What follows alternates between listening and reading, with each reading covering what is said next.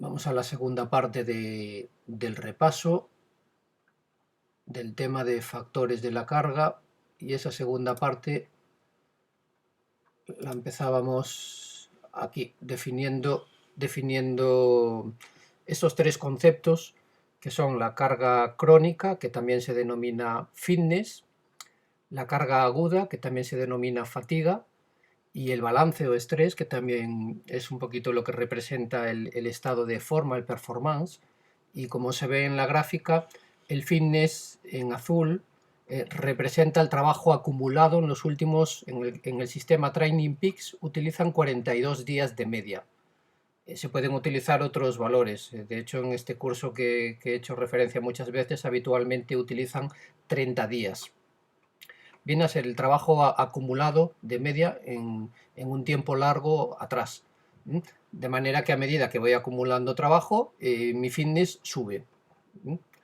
La carga aguda representa el trabajo acumulado de media a corto plazo y se representa normalmente con los últimos 7 días. De forma general, nosotros decimos que para ir adquiriendo forma física a lo largo de la planificación, la línea amarilla debe de estar por encima del azul. Quiere decir eso que entrenamos siempre un poco más de lo que estoy acostumbrado. Si entreno un poco más de lo que estoy acostumbrado, mi nivel de fitness irá subiendo y por lo tanto mi forma física poquito a poco pues irá mejorando.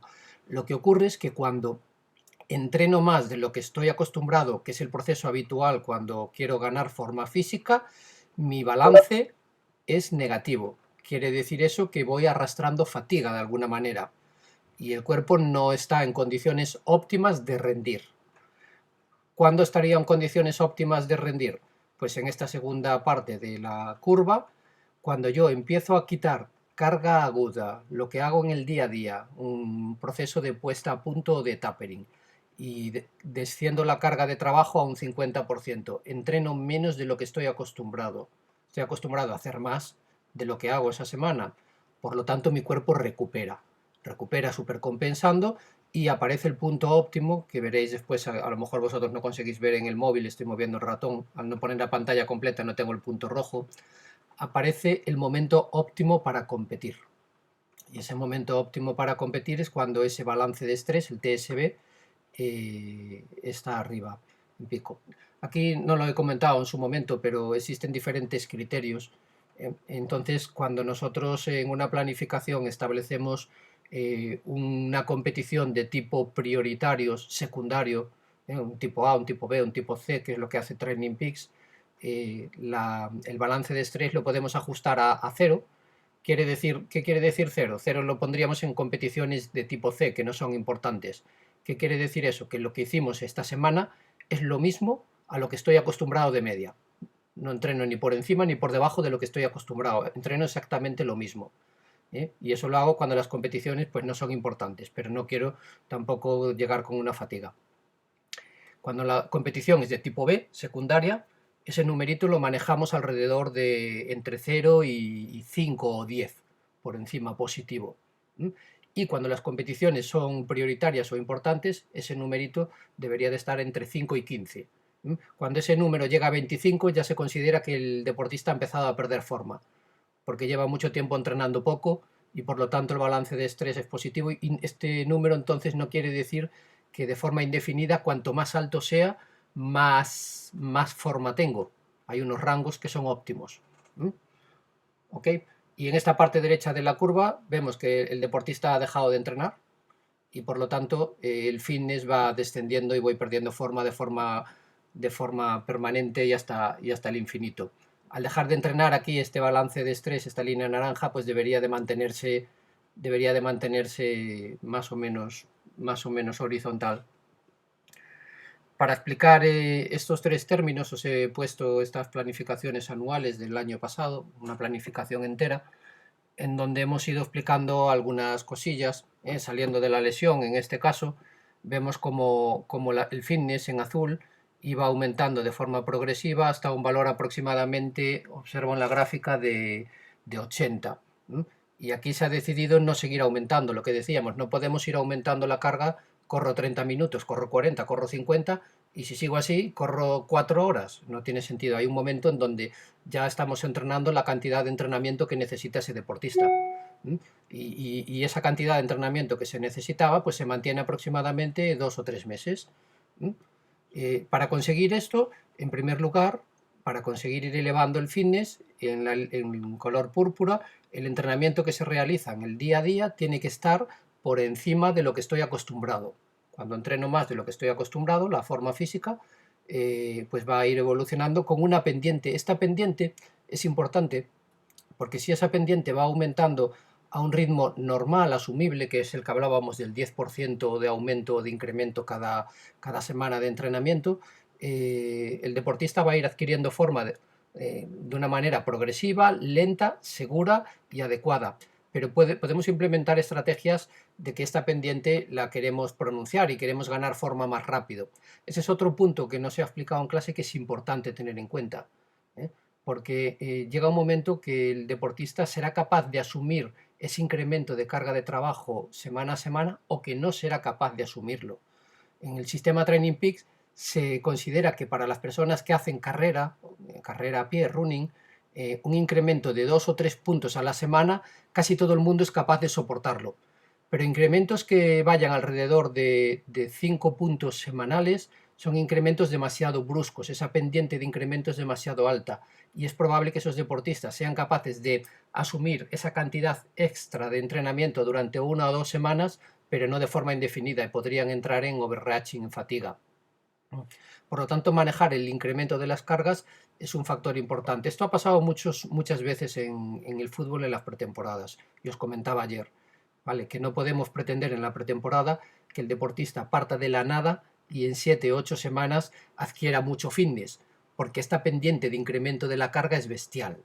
Entonces las estrategias que han llegado a establecer los equipos es a que el jugador llegue al primer entrenamiento de pretemporada con algo de fitness adquirido en verano por su cuenta. ¿Mm? Y dos, establecer un incremento de la carga progresivo, controlado y seguro. No hacer barbaridades en pretemporada por el riesgo que esto implica. Entonces, en amarillo vemos como este balance de estrés, si aquí en donde tengo el ratón está la línea 0, este balance de estrés está en todo ese periodo que está el deportista adquiriendo forma, está de forma negativa. Y se empieza a acercar a 0 en los momentos en donde hay competiciones. Posiblemente aquí hay una competición, aquí hay otra competición y aquí hay otra competición un poquito más importante. ¿Mm? De manera que para seguir la temporada se decide más o menos mantener ese nivel de forma en alrededor de los 70 puntos TSS, que ahora ya sabéis lo que es. Y ya llegando el final del verano en junio, ya se decide entrenar poco en el último mes para ir a las competiciones y llegando en agosto, septiembre, pues todavía se va entrenando cada vez menos. De hecho, es dar como terminada la temporada a finales de verano. Y comentaba de curiosidad que los mejores resultados deportivos que se han tenido, y ha sido, imagino que casualidad, no han sido en el momento en el que se estaba entrenando más, sino que ha sido en el momento en el que el entrenamiento realmente no era, casi era un entrenamiento de mantenimiento de la forma física, no era un entrenamiento con intención de mejorar, ¿no? Que es en esta zona de aquí. Como veis, el balance de estrés siempre estaba positivo, se iba entrenando algo, pero no mucho, la forma física iba cayendo, sin embargo, los resultados deportivos han venido en ese periodo. En esta otra curva, que está bien hecha, de un entrenador americano sobre carreras, posiblemente preparando un maratón, se observa lo mismo. Fijaros, por un lado, en esta línea verde se analiza la rampa de entrenamiento, es decir, esa evolución. Y si vemos esa rampa, si aquí está el 3 y el 5, se mantiene aproximadamente un poquito por encima de los 3 puntos. Eso quiere decir que este deportista, esa evolución del fitness es de aproximadamente 3 puntos cada semana y está dentro de esos rangos soportables y seguros. De esta manera y desde este punto de vista, este entrenador plantea estrategias donde no hay un 3-1, no existen 3 semanas duras y una semana suave para supercompensar. Sabe que el deportista es capaz de asumir perfectamente esa carga y que no va a generar fatiga. Por lo tanto, de manera continua, durante todo ese tiempo, durante todos esos 2 meses de preparación, El deportista siempre entrena más de lo que está acostumbrado. Nunca hace tapering, nunca. Solo hace una descarga y un tapering 2 semanas antes. Una semana antes realiza un test para saber a qué ritmo corre las carreras, vuelve a descender la carga la última semana y compite. Y por lo tanto vemos que en amarillo el balance siempre es negativo, siempre hay algo de fatiga. Solo sube esos números cuando tiene que hacer un test de carrera y en la propia carrera. Entonces explicábamos otro concepto que es muy importante a tener en cuenta, que es el concepto de la ratio. Es una división entre la carga aguda y la carga crónica. De manera de que cuando divides la carga aguda entre la carga crónica, si ese valor es el número 1, quiere decir que en estos últimos 7 días he entrenado la misma cantidad de entrenamiento a la que estoy acostumbrado de media en los 42 últimos días. Es decir, entreno lo mismo que estoy entrenando siempre. En ese caso, la ratio es 1. Quiere decir, ni mejoro ni empeoro, entre comillas, me mantengo ahí. A la hora de medir esta ratio se pueden utilizar unas mediciones que le llaman tradicionales o exponenciales. La diferencia, normalmente todos los sistemas usan métodos exponenciales, porque se tiene en cuenta con una mayor ponderación lo que hago en los últimos días. Me explico. Si hago una media de los últimos 42 días, se tiene en cuenta con mayor valor lo que he hecho la última semana, con respecto a lo que he hecho hace 3. Y si hago la media de los 7 últimos días, se le da mayor valor a lo que he hecho los 2 últimos días con respecto a lo que he hecho los primeros. Digamos que se puntúa más lo que he hecho cerca del día en el que estamos. Una vez que esto lo podamos hacer, esta ratio se puede aplicar a múltiples variables. Se puede aplicar al RP, se puede aplicar a los string, al TSS, que son valores de carga normal, pero se puede aplicar a toneladas levantadas, a kilogramos levantados en fuerza, se puede aplicar a horas de entrenamiento, a kilómetros recorridos, y con cualquier variable de esto se puede ir analizando cuánto estoy haciendo con respecto a lo que estoy acostumbrado. De manera que entrábamos en este índice nos puede predecir el riesgo de lesión. De manera que si ese índice lo mantenemos entre valores de 0,8 y 1,3, 0,8 es entrenar menos de lo que estoy acostumbrado, un tapering. 1,3 es entrenar casi un 30% más de lo que estoy acostumbrado. Esos valores, esos rangos de entrenamiento se consideran estar en una zona segura. Mientras que si me paso y voy allá alrededor del 1,5, por encima, entreno un 50% más esta semana de lo que estoy acostumbrado. Entro en una zona de riesgo de lesión. Fijaros, la ratio ahí sube a 2. Vemos el ejemplo de cálculo con unidades arbitrarias. Dice, este deportista esta semana ha entrenado de carga aguda 50 unidades arbitrarias. Estaba acostumbrado a realizar 25. Realizamos la división y esto da un valor de 2. Esta es una ratio aguda crónica muy alta. He hecho el doble de lo que estoy acostumbrado.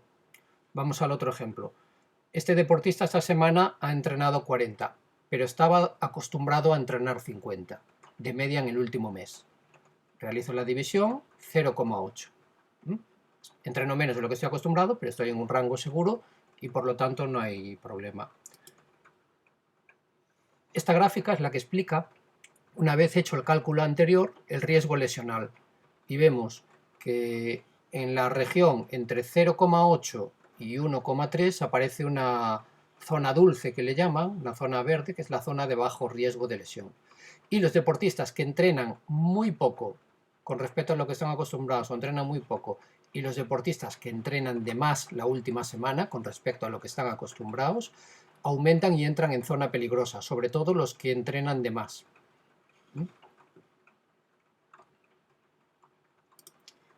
Y veíamos un ejemplo anual, semanas de entrenamiento, donde en naranja aparece la carga aguda. Si os fijáis, normalmente entrena el deportista un poquito más de lo que está acostumbrado, la barra roja. Y este otro valor en esta línea con puntos negra indica la ratio. Si observamos al final, cuando el deportista está ya perdiendo forma, porque estamos, imaginamos en una época de verano o similar, y de repente esta semana se aumenta la carga de trabajo de una forma bestial con respecto a lo que está acostumbrado, la ratio aguda crónica aumenta de forma bestial. y por lo tanto aparece aquí el muñequito indicando, ojo, con el riesgo de lesión que existe en estos momentos. Después analizábamos este cuadrante. Este cuadrante analiza lo que estoy acostumbrado a hacer y lo que hago desde diferentes puntos de vista. Entonces vemos que cuando nosotros estamos entrenando mucho y nuestra carga crónica es alta y nuestra carga aguda es baja, dentro de ese valor de 0,8, por ejemplo, que hemos dicho antes, estamos en una zona, con el dedito para arriba, de rendimiento óptimo. Es lo que se busca en un tapering. Es decir, se busca una gran carga de trabajo previa, pero esa última semana, poco entrenamiento para supercompensar y por lo tanto tener un pico de forma. Si el deportista entrena mucho y está acostumbrado a entrenar mucho y esa semana sigue entrenando mucho, es una cosa normalmente habitual en un proceso de ganancia de forma física y el riesgo de lesión pues es pequeño. El deportista está acostumbrado a altas cargas y sigue haciendo lo mismo a lo que está acostumbrado, pero no hay una variación muy importante entre lo que está acostumbrado y lo que hace, es lo mismo. Existe problema también cuando el deportista está demasiado desentrenado. Los deportistas que tienen poco hábito a entrenar y tienen una carga crónica baja y entrenan poco también, su riesgo de lesión es moderado, aumenta un poco. Y por último, lo que debemos de evitar siempre es, y esto pudo pasar en este confinamiento con muchas personas, que empezaron a tener tendinitis, molestias y de empezar a hacer hits y tabatas en el salón, en la cocina, partiendo de la nada, muchos saltos todos los días, y no estaban acostumbrados a realizar muchos saltos todos los días. Esos deportistas pasan de una carga crónica muy baja, es decir, no están acostumbrados a hacer ejercicio, a de repente tener una carga aguda alta. Y por lo tanto el riesgo que tienen esos deportistas de lesión es alto. Esta es la situación que se debe de evitar siempre. Los incrementos deberían de ser progresivos, poco a poco. Y veíamos ya en la última parte del tema 3 formas diferentes de hacer un control de la carga de entrenamiento. Como he dicho antes, esa carga de entrenamiento se puede medir por múltiples variables, desde tiempo de entrenamiento, kilómetros, toneladas e índices, que son las que vamos a ver ahora, propios de medición de la carga de entrenamiento. Cuando un entrenador o un deportista no tiene nada de tecnología, ni siquiera tiene para saber la distancia que ha hecho, ni la frecuencia cardíaca. La única posibilidad que tiene de controlar la carga de entrenamiento es mediante la estimación subjetiva del esfuerzo. Esto se hacía con una multiplicación. ¿Cuánto tiempo he entrenado? 60 minutos. ¿Cómo me ha parecido de dura la sesión de entrenamiento? Y tengo que puntuar de 0 a 10. 5. 60 por 5, 300. Y eso son 300 unidades arbitrarias de entrenamiento en el día de hoy. Haciendo un seguimiento de esas unidades arbitrarias, podemos monitorizar el proceso de entrenamiento sin necesidad de tener más tecnologías. Pero aún así, aunque tenga todas las tecnologías del mundo y pueda hacer la monitorización del entrenamiento de una forma muy moderna, también es adecuado controlar este índice. Incluso en los deportistas profesionales se suele hacer y se suele preguntar al final de los entrenamientos, oye, dime cómo te ha parecido de duro, y eso se va monitorizando para contrastar con el resto de los datos. La escala es una escala muy sencilla, donde el 10 es el máximo, el 0 es no haber hecho nada al reposo, y decía que, ojo, la media no es 5. Un entrenamiento moderado no es 5, sino que es una puntuación de 3. Ese entrenamiento habitual suave, hoy toca un entrenamiento suave, un rodaje suave, a ese se le puntúa con 3. Es el ritmo de carrera que puedo mantener con una respiración cómoda. Cuando realizo un ritmo de carrera que soy capaz de soportar aproximadamente 30-40 minutos, es decir, mi ritmo más alto de una carrera de 10.000 o de media maratón, a eso se le puntúa con un 7, que es el ritmo en el umbral. Y aquí se considera muy duro. Y llegar más allá, entrenamientos de 8, 9 o 10, pues ya son entrenamientos de exigencia máxima. El 10 prácticamente sería que tiene que venir la ambulancia a sacarme del final del entrenamiento, que estoy extenuado, que no puedo.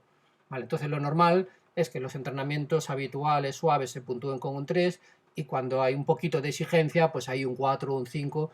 Llegar al 7 ya es un entrenamiento, como he dicho, en umbral. Y un ejemplo de cómo se calcula, lo tenemos aquí, lo he dicho antes, una sesión de 40 minutos que puntúo con 5, multiplico 5 por 40, 200 unidades arbitrarias. Y ese es el parámetro que se monitoriza. Después se analiza otro índice, que es el índice de monotonía, que tiene en cuenta cuánto de variable es la carga en el día a día, de manera que si ese índice aumenta y es demasiado alto, también puede ser un predictor de entrenamiento. Este índice se ha empezado a analizar, como decía, en entrenamiento con caballos, y se han llegado a unas conclusiones. La conclusión principal puede ser que es necesario intercalar entrenamientos suaves con otros entrenamientos duros. Si realizo entrenamientos duros continuos de forma consecutiva en los días sin intercalar ese descanso, este índice de monotonía aumenta mucho y el riesgo de lesión también. Por lo tanto, como estrategia, habíamos concluido que aplicar 2 entrenamientos a la semana o como mucho 3 entrenamientos a la semana que consideramos duros puede ser el límite. El resto de los días de entrenamiento deberían de ser moderados o de recuperación, más suaves. Es un ejemplo de lo que nos dice el entrenamiento polarizado del que hemos hablado ayer. La tortuga y la liebre. No corro en la zona 2, corro suave en la zona 1, suave, cómodo, y corro fuerte en la zona 3. Pero en la zona del medio intento evitarla. De esa manera mantenemos a raya la monotonía.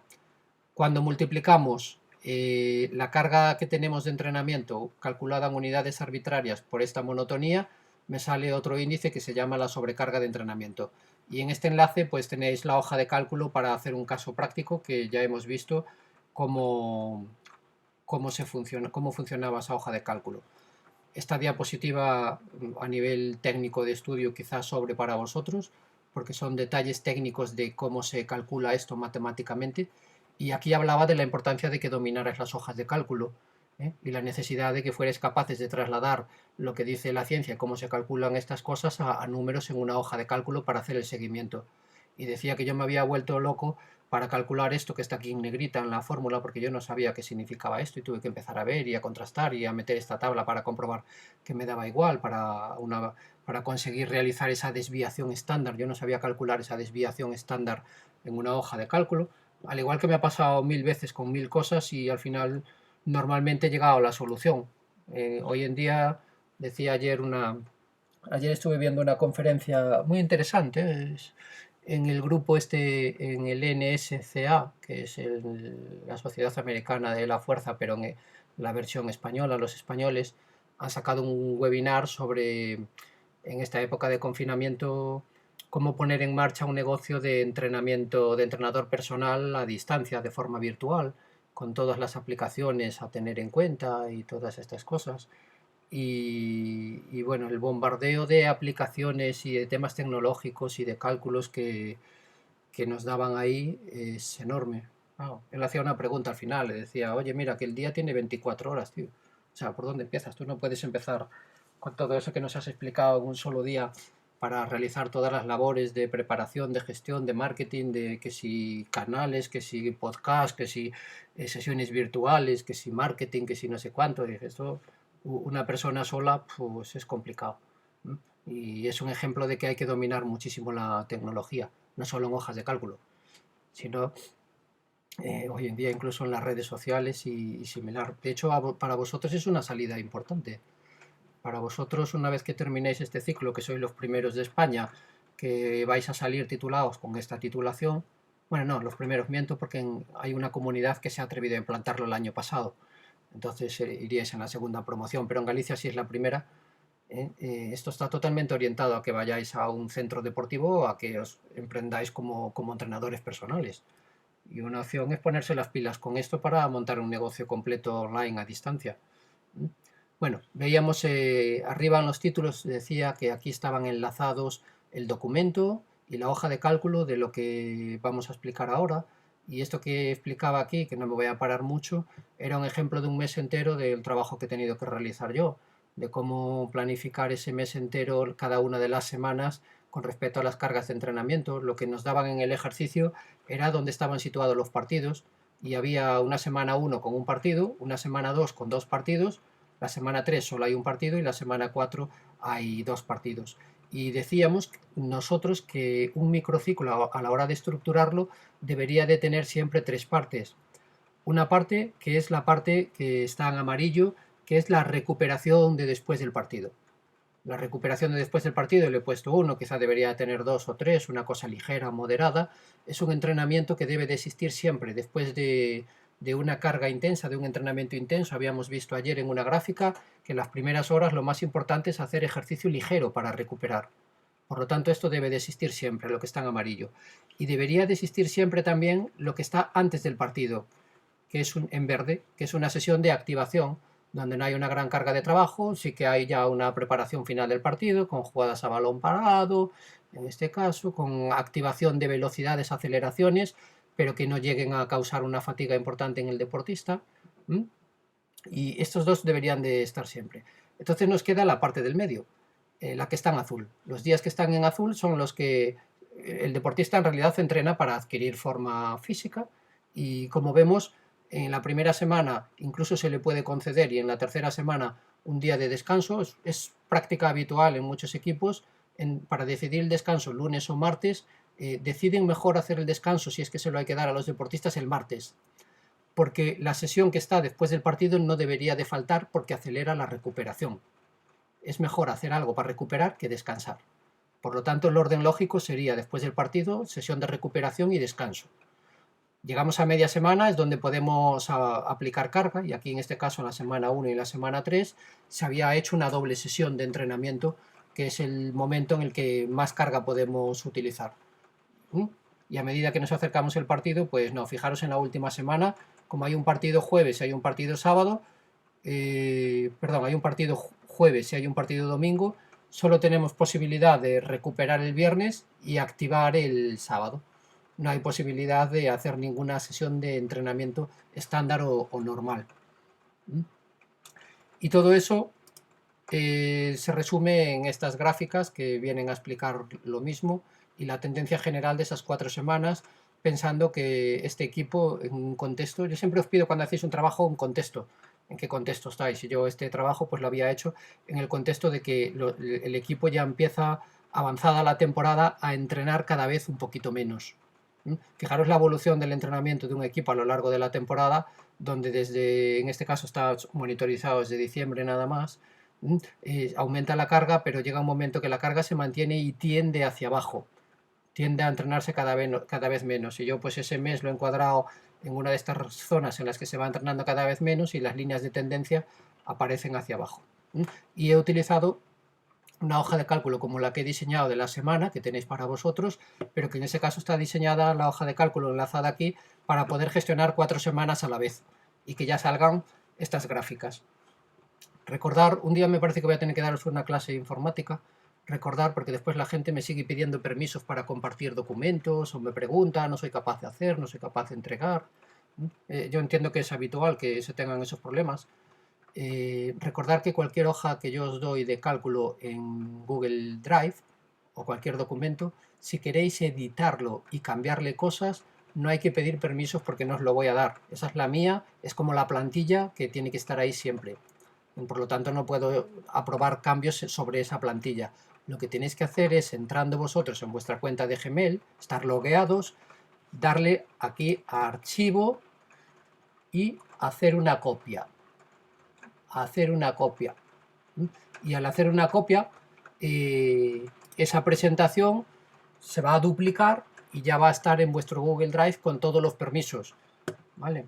Y por lo tanto, entre comillas, es vuestra, aunque yo sea el que la he diseñado, para vosotros usarla como queráis, no la vender, porque entonces no estáis actuando bien, pero usarla como queráis. Segundo sistema de control del entrenamiento mediante TSS, que es Training Stress Score, que es el sistema de Training Peaks, que está basado en la medición de la potencia mecánica. Se ha empezado a utilizar en ciclista, de hecho es lo que usan los ciclistas y los triatletas, pero porque tienen potenciómetros en sus bicicletas, y este sistema se ha adaptado a la medición de la carga de entrenamiento en R mediante running, en la S en la natación, o incluso utilizando la frecuencia cardíaca con lo que podría ser un índice TRIN, que es el que está abajo, incluso utilizando la frecuencia cardíaca. Y ese sistema establece de forma, ellos lo han decidido así, vamos a darle 100 puntos a un entrenamiento que dura 1 hora ejecutado al ritmo máximo que soy capaz de mantener 1 hora. Es decir, como si fuera una competición, cuánto eres capaz de correr o pedalear en 1 hora de máximo. Si haces eso, en este sistema tienes 100 puntos. De manera que si tú repites los 7 últimos días de la semana un entrenamiento de 1 hora al máximo, la carga aguda que hemos visto antes de media de la última semana sería de 100 puntos. Yo, por ejemplo, en esta planificación que hemos visto antes, los 100 puntos, fijaros, el pico más alto que he tenido es de 87. Me quedo todavía un poquito lejos de hacer una sesión de 1 hora al día al máximo, cosa que sería inviable, evidentemente, porque las sesiones que se hacen muchas veces son de recuperación y son suaves, no se entrena siempre fuerte. Así, tener 87 puntos es un valor alto para un corredor, pero se quedaría un valor bajo, por ejemplo, para un triatleta que hace Ironmans, donde normalmente tienen de acumulado TSS, de acumulados en la carga crónica de los últimos 42 días, llegan algunos a valores de 200-240 TSS. ¿Por qué? Porque se hacen sesiones de 5 o 6 horas diarias, y eso al final son muchos puntos acumulados de media, y al final decíamos, ya lo dijimos muchas veces, que lo que me va a devolver más éxito competitivo muchas veces es el volumen acumulado de entrenamiento, y lo decía López Chicharro, que no piense ningún Illuminati, que les llama así, que va a correr una maratón haciendo hits y tabatas, que para correr una maratón lo que hay que hacer es acumular, y eso debatíamos en clase, porque algunos decías, ¿cómo no? Y yo decía, mira, es que no tienes nada que hacer. No tienes nada que hacer en una carrera de maratón tú compitiendo con un tío que tiene callo, y que tiene caño de los años de preparación y que tiene callo del volumen de kilómetros acumulados. O sea, es un deportista que se ha acostumbrado de forma progresiva en los últimos años a entrenar mucho, y su carga crónica es una carga crónica muy alta. Y al final existe una correlación entre a dónde eres capaz de llegar en tu rendimiento óptimo, en alto rendimiento de deportes de resistencia, y la carga de trabajo acumulada que tienes.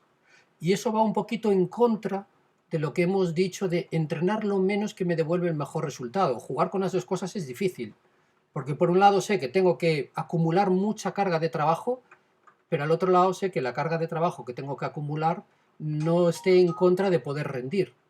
Y jugar con esos dos valores que parecen una contradicción es complicado. Es complicado. El problema que existe es que mucha gente llegan a los 30, 40 años, 50 y alguno incluso un poquito más allá, y quieren pasar de la nada a correr maratones, o de la nada a hacer marchas de estas súper largas en bici. Y dicen un buen día, me voy a comprar una bici de 7 kilos y me voy a hacer la que sea, una Transpirenaica de estas por allá, y parten de la nada, va a correr una maratón de la nada.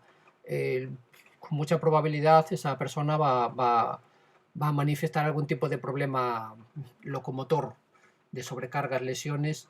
No es el proceso habitual. De hecho, hay un tío que le llama Manu, que tiene una academia de trail que manda publicidad seguido, pero es bueno, el tío explica bien en los cursos que da, así en las charlas que da, que hablando sobre esto de los trails de montaña, que quizás sea una modalidad extrema en el sentido este de la ultra resistencia, intenta parar los pies a la gente y decirle, ojo, que tú no puedes venir de la oficina y de repente querer en un año estar haciéndote una carrera de montaña de 40 kilómetros, y ya no hablamos de una de 100.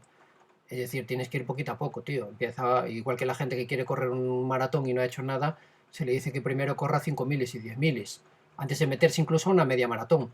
Y el objetivo no puede ser en un año una maratón, puede ser un objetivo a 2 o 3 años vista. Casi estamos pensando como en ciclos olímpicos. Hay que ir poco a poco.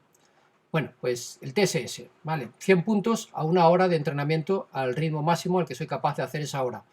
Y si hago más o hago menos o no voy al ritmo máximo, pues se utiliza una fórmula para calcular a qué porcentaje he ido del máximo y durante cuánto tiempo. Y eso se traspasa a las gráficas que hemos visto.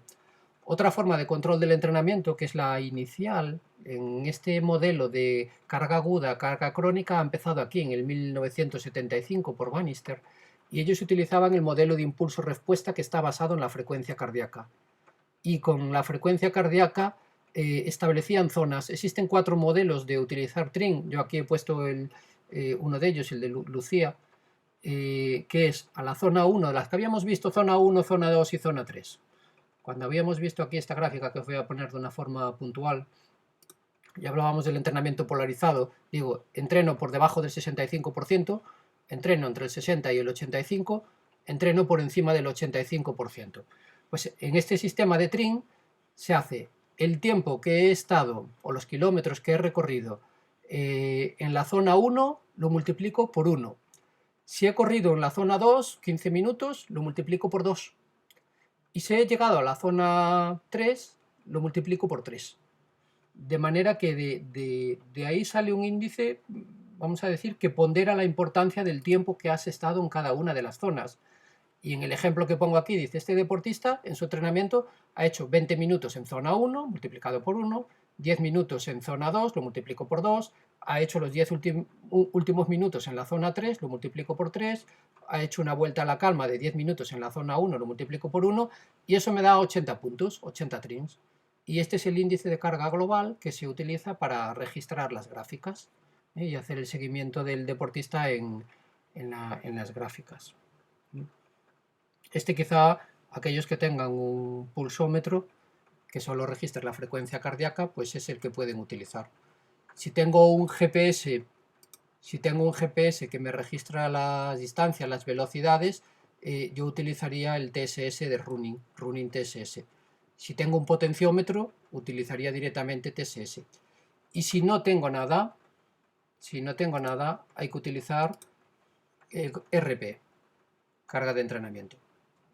Y aquellos del mundo de la fuerza pueden utilizar, aunque no sé si ahora está muy vigente o no, como control de la carga, un control del volumen medido en toneladas, que en la hoja de cálculo registre en las series, las repeticiones, los kilos, y eso da, si hago 10 repeticiones con 100 kilos, he hecho 100 por 10, 1000, una tonelada. He movido una tonelada. Si eso lo repito 5 veces, en ese ejercicio, 5 series de 10 con 100 kilos, he movido 5 toneladas. Y al final sacar un sumatorio de las toneladas totales. Eso se hacía mucho con los rusos. Con los rusos cuando entrenaban atletismo, con temas de lanzamientos y saltos y muchas pesas, tenían monitorizado año tras año las toneladas que levantaban y hacían un seguimiento de las toneladas semanales, las toneladas globales del mes, de manera que puede ser una curva interesante para poder comparar año tras año, viendo si hay evolución o no en las toneladas levantadas. Es diseñarse esa hoja de cálculo y medirlo así. No sé si actualmente se está haciendo así, como digo, es una forma un poquito clásica. Y ya para terminar, os hacía mención a algún programa que se podía utilizar en esta gestión, y la primera línea son todo hojas de cálculo, la de Excel, la de LibreOffice, la de Mac y la de Google Drive. Las hojas de cálculo hoy en día es la clave para llevar control de muchas cosas pequeñitas.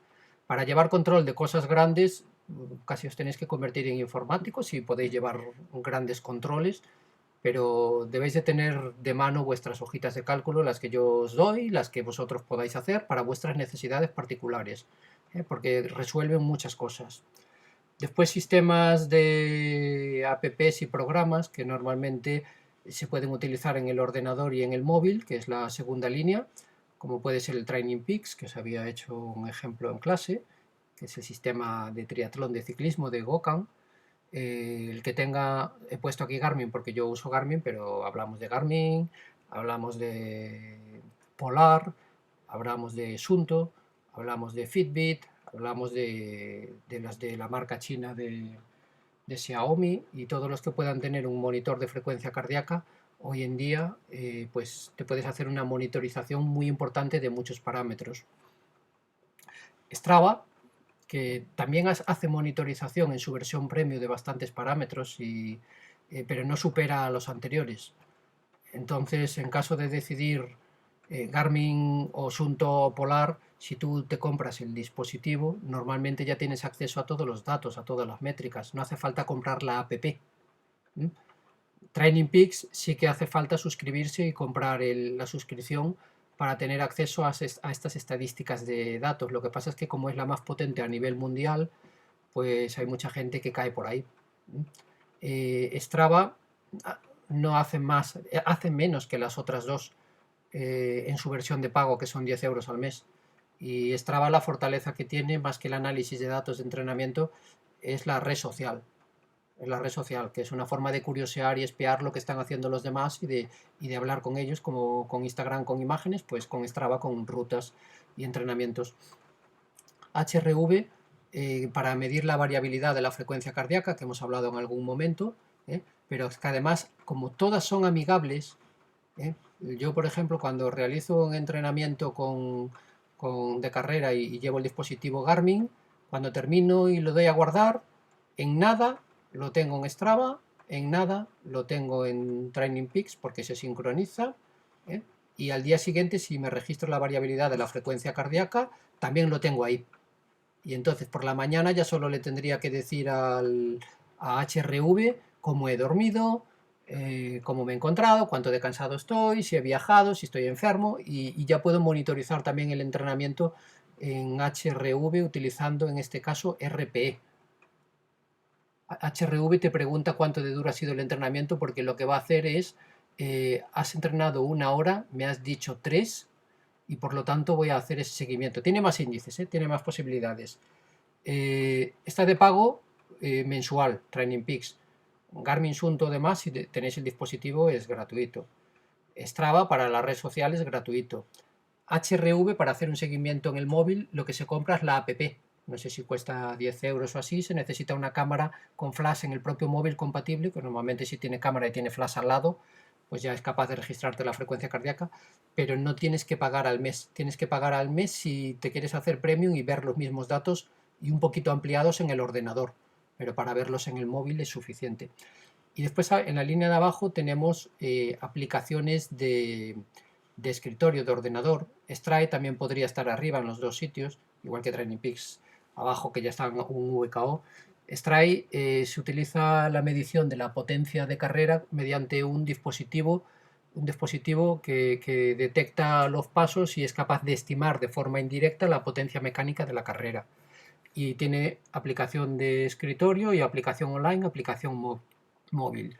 Y VKO, que va por la versión 5, es el software profesional de ciclismo, el software profesional en triatletas, que es de la casa Training Peaks y que permite monitorizar y hacer un seguimiento pero bestial y muy completo de deportes individuales. Lo que se puede hacer, para que esto cuesta, el software cuesta 150 euros, una cosa así. No hace falta tener Training Peaks y VKO, porque si yo ahora uso mi Garmin, en el momento que uso mi Garmin ya va directamente a Training Peaks y ya va directamente a VKO. Si yo planifico con mis hojas de cálculo mis entrenamientos, solo por el hecho de registrar con un monitor de frecuencia cardíaca, en el software de escritorio que he comprado de pago pero que ya es indefinido para usarlo, puedo ir monitorizando todos los datos. Y esta es la versión del Leopardo libre, gratuita, con la que me he peleado en el Mac y nunca he conseguido hacer grandes cosas, aunque la gente que lo domina dice que puedes hacer casi exactamente lo mismo que con el VKO. Y nada, os quedan los vídeos de resumen del tema. A ver por dónde meto este, porque no tengo sitio, no había caído. El de ayer no lo metí porque no tiene audio. Y, y listo. Voy a dejar de compartir la pantalla.